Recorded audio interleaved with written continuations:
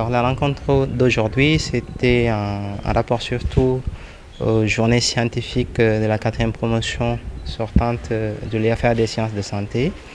Et le thème qui nous avait réunis aujourd'hui, qu'on m'avait confié, c'était sur l'hypertension artérielle dans sa prise en charge et dans sa prévention.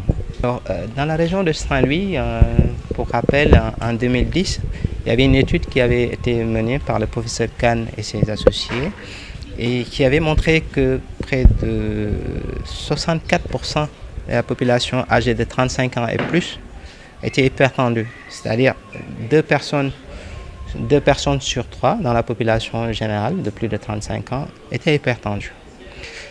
Depuis lors, on n'a pas eu la possibilité de l'étendre, de refaire d'autres études, mais il y a une autre étude qui avait été menée toujours dans la même région, dans la même zone, mais à Géoul, et qui retrouvait approximativement ces mêmes tendances, environ entre 45 et 60% d'hypertendus.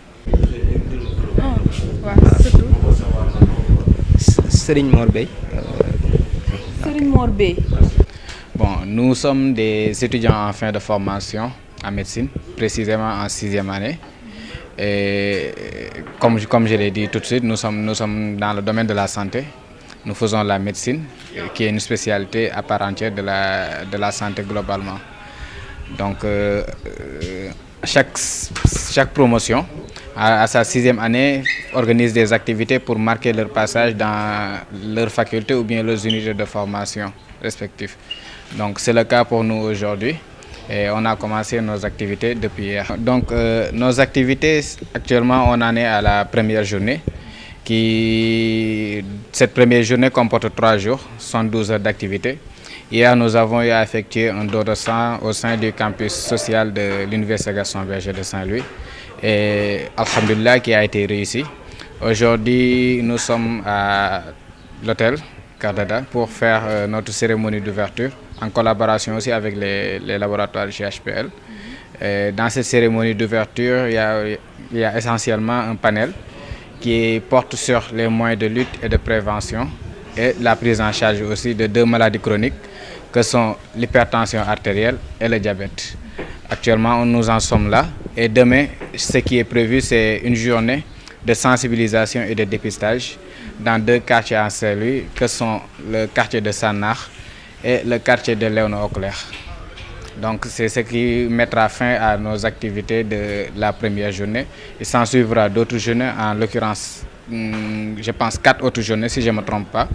Une 2e, une 3e, une 4e journée dont nous allons en venir sous peu. D'accord. Bon, principalement, je peux dire non. On n'a pas de problème d'insertion après notre formation. Bon, peut-être c'est trop tôt le dire aussi pour nous, parce qu'on est une nouvelle unité de formation et de recherche en sciences de la santé. Nous en sommes la 4e promotion, donc vous savez nettement que c'est une UFR qui est jeune.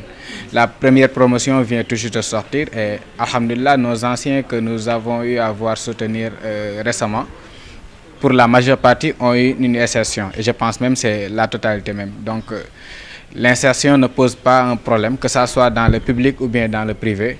Nous allons trouver un preneur, je pense, et exercer notre métier comme cela se doit. Je dis que d'abord, la médecine, c'est un métier qui est noble et ça, c'est depuis des lustres. Nous savons tous que pratiquer la médecine, le fait seulement de la pratiquer sans même le salaire qui y va et tout, est une bénédiction de Dieu. On aura une bénédiction de Dieu suite à notre métier. Donc, d'abord, c'est un métier noble, c'est un métier qui est respecté, c'est un métier qui n'est pas facile aussi, parce que être devant des personnes qui sont souffrantes ou qui ont besoin d'aide par rapport à la prise en charge de leur maladie ou bien de leurs maux n'est pas chose facile. Et je sais que nous faisons tout notre possible pour rendre cette gaieté à tous nos patients autant que possible. Mais malheureusement, parfois, il y a la volonté divine qui intervient. Ça, nous n'y pouvons rien. Mais nous faisons de notre mieux pour que tous nos patients qui passent entre nos mains soient satisfaits. Donc, c'est un métier noble, comme je l'ai dit tout à l'heure. Et j'exhorte mes cadets et mes cadettes à adopter ce métier et faire beaucoup plus que ce que nous sommes en train de faire et ce que nos maîtres même ont fait auparavant. GHPL d'abord. GHPL fait partie de l'agence Innopharma, donc qui est représentée ici au Sénégal. Innopharma qui est représentée au Sénégal par Dr Ndeye Kati Fall. C'est-à-dire que Innofarma, sa directrice, elle s'appelle Dr Ndeye Kati Fall. Et Innofarma, aujourd'hui au Sénégal, a plus de 100 employés. Ça, c'est extrêmement important à signifier. Et ce sont des Sénégalais. 100 employés.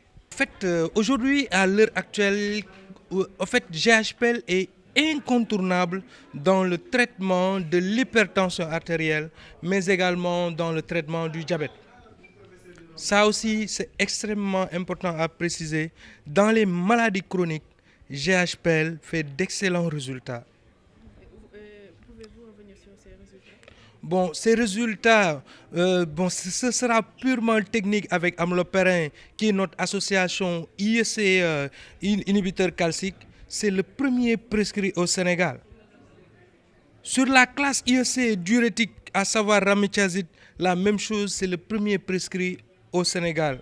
On s'est lancé récemment dans le cadre du diabète, dans le domaine du diabète, avec le lancement de GLIT et GLIT 60. Tout d'abord, permettez-moi de les remercier vivement pour cet honneur qu'ils me font aujourd'hui de me choisir comme marraine, hein. Je suis très sensible à ce choix. Je me suis même posé la question pourquoi moi, et je pense qu'en fait, au-delà de ma personne, ils ont pris comme modèle l'enseignant, tout simplement, que ce soit un enseignant de l'UFR ou bien un enseignant en médecine.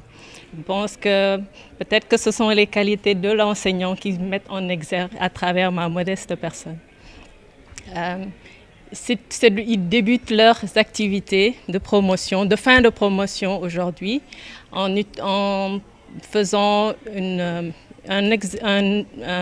enseignement post-universitaire qui porte sur les maladies non transmissibles, deux qui posent véritablement problème ici à Saint-Louis, notamment le diabète et l'hypertension artérielle. Je crois que ce n'est pas un choix fortuit. Par rapport à toutes leurs activités durant ces 3 derniers jours, ces 2 maladies sont vraiment mises en exergue parce que ce sont 2 maladies à Saint-Louis qui ont un taux quand même qui est beaucoup plus important que la moyenne nationale. D'accord. Et aujourd'hui, à travers les présentations que j'ai entendues aujourd'hui, vraiment il faut mettre l'accent sur la prévention.